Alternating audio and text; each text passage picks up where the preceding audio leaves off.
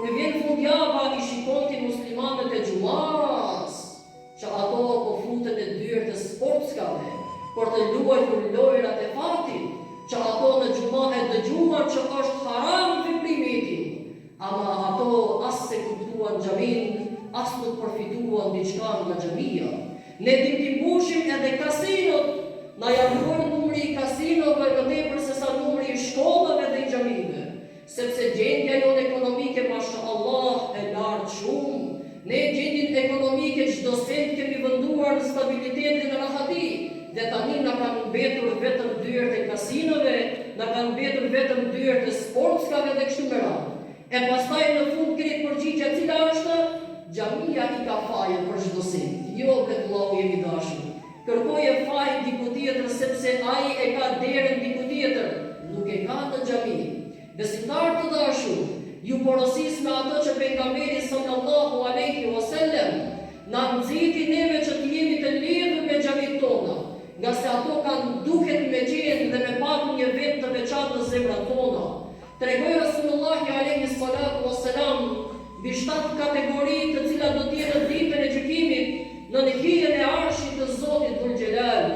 E njëra nga ato kategori tha: "Wa rajulun qalbuhu mu'allaqun bil masajid." Njëra nga ato kategori të njerëzve që do të jenë në hijen e arshit të Allahut, kur nuk ka hije tjetër pos hijes së arshit të Tij. Tha do të jetë ajo grupe njerëzve zemrat e të cilëve kanë qenë të lidhura me xhamin. Ato kur kanë patur mundësi, ato me të vërtet kanë prezentuar me një herë aty. Edhe kur nuk kanë patur mundësi, zemra e tyre ju ka thënë, sikur të kisha mundësi të prezentoja me të tjerët në xhami. Pse? Nga se xhamia ka një vend të veçantë në zemrën e besimtarit të vërtet, në zemrën e atij I cili vërtet thotë që unë e dua Allahun.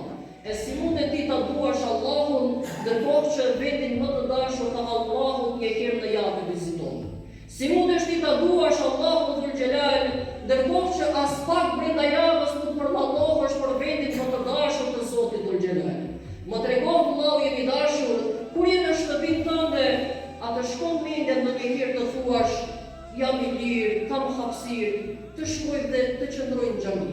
Je duke qëndruar në shtëpi, duke pushuar, a të shkon mendja të thuash do të shkoj të pushoj në xhami, do të shkoj të meditoj në xhami, se në xhami nuk shkohet vetëm kur është koha e namazit, në xhami shkohet edhe për të bërë dhikr, në xhami shkohet edhe për të bërë vepra nafile, në xhami shkohet edhe për të medituar.